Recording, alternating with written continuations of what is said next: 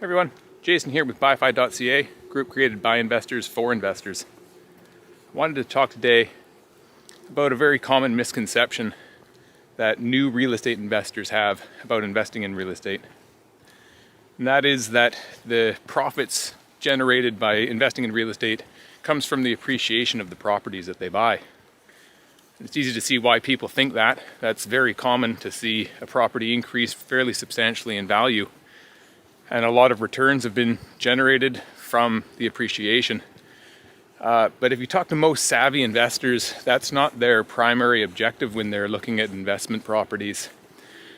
If you've come from a background of investing in things that require an increased value to generate a return, say you've in the past you've bought gold or diamonds or artwork, or even stocks or bonds to some degree, or cryptocurrency. The intent is to buy today and sell tomorrow at a profit. Unfortunately, if that commodity or that asset doesn't go up in value, you're stuck with a loss or no profit at all. And that theory is called the greater fool theory. The greater fool theory states exactly that, is that someone intends to buy something and sell it to quote unquote a greater fool for an inflated price or for an increased price in the future. And of course, everybody that's investing in something that wants to sell it in the future for a profit is convinced that they're not going to be the greater fool. Someone bought that item and doubled their money on it and sold it. The next guy bought it, doubled his money on it and sold it. Now you're going to buy it, double your money, and sell it on to the greater fool. And maybe the greater fool can turn a profit, or maybe he gets stuck with something that's actually not worth what he's paid for, and he has a difficulty generating an income. So if you've come from a background investing in that type of thing, you can see that that's the assumption when it comes to investing in real estate. But if you look at the difference between price and value, it's where you can start breaking down what's speculation and what's actually calculated returns. So gold, for example, has a very high price, but it has a very low value. If you look at the actual industrial use of gold, or the actual functional use of gold, it's very, very limited. Same with diamonds. The majority of gold, the majority of diamonds is sold based on its perceived value. Even art or classic cars are based on the scarcity and the perceived value, but there's actually no intrinsic value in those things. If you're hungry, you can't eat gold, you can't live in gold. Gold's not going to drive you to and from work. It's a luxury resource that is only valued based on its scarcity and what people are actually willing to pay for it. So if you can find someone that's willing to pay more for it than you paid for it, you can generate a profit. But if someone decides that they're not willing to pay that price for that commodity, you can get stuck with it. So if you look at a company like Toyota or Microsoft, they're very well established. They have billions, maybe even trillions of dollars of infrastructure, factories, employees. They generate a product that they sell, so they're generating a form of income. There's actually a lot of value there in both assets and the ability to generate income.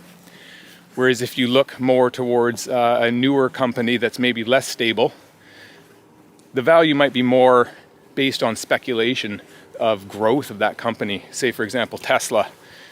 They do have products that they sell and generate a profit, and they also have factories where they produce those products and assets to produce those products with. But a lot of the price of Tesla is based on where people think that company's going. I'm not here to tell you that speculating on where a company's going or where a stock's going or where real estate's going is a bad idea or a good idea. I'm simply trying to help people understand the difference between speculating that something's going to be worth more and speculating that you're going to return a certain percentage on your investment versus calculated returns. So if you look at something like Bitcoin, for example, there's very little value there, but a very high price. it's actually not really offering anything. People, again, can't eat it, drink it, live in it, or use it for any functional purpose. You could argue that it can be used as a currency, but there's many, many currencies out there that are already used as currencies, so it's not really offering anything new or exciting. So when you look at the concept of speculation versus calculated returns and how that applies to real estate investing, you can see that yes, real estate can go up in price and you can generate a return that way, but most savvy investors are very, very insistent that that property generates some form of income, at least enough to cover its own operating costs. So a good example of that would be if you were to buy a $500,000 house and get a $400,000 mortgage on the house and invest $100,000 of your own money, that the income generated by that property from the tenants would cover not only the mortgage, but your property tax, your insurance, utilities, property management, repairs and maintenance, cleaning, everything like that. At the end of the month, you would either not have any money left of the rental income, or you would have a bit of a surplus, a bit of cash flow.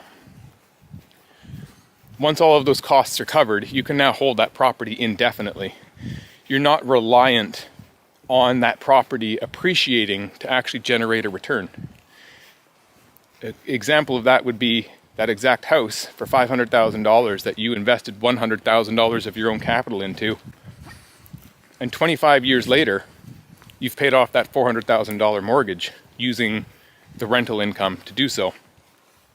Now, if that house in that time frame goes from $500,000 down to $250,000 in price, that's a pretty substantial loss and not very common in the real estate world, especially over a 25-year window. But the nice thing about real estate investing is you've actually still generated a profit, because you paid $500,000 for that house, but you only used $100,000 of your money. $400,000 came from the bank, and the tenants are the ones that paid back the bank. You now have a $250,000 house and you sell that house. You've actually still generated $150,000 profit by paying off the mortgage. So you bought for $500,000, you sold for $250,000, but your initial investment out of your own pocket was only $100,000. So you've actually still generated a return. And you can see how speculation, if you get it wrong, if your numbers are all based on something increasing in value and you get that wrong, you could see no returns at all or a substantial loss. When it comes to investing in real estate, if you focus on cash flow and debt pay down and not so much the appreciation, you can save yourself a lot of headaches and a lot of lost money. And again, real estate typically does appreciate, but it's nice to know that even if it doesn't, you're still going to see returns. You're still going to actually generate a return on your investment. And that's why many investors will only invest in cash flowing properties. So that's just a quick video to kind of explain the difference between investing with calculated returns, understanding that if you know the income of the property and you know all the expenses of the property, you can calculate with fair certainty how much profit there is to be made on that property, even without speculating on appreciation, and how the appreciation can be the icing on the cake. If you're buying something specifically to see appreciation and it doesn't appreciate, that's really out of your hands. There's nothing you can do about it. So that's my favorite aspect about investing in real estate, is the certainty that as long as I've run my numbers correctly, I'm going to generate a profit of some sort. That's really important to understand. So hopefully that made sense to you, and hopefully no one out there ends up being the greater fool. See you next time.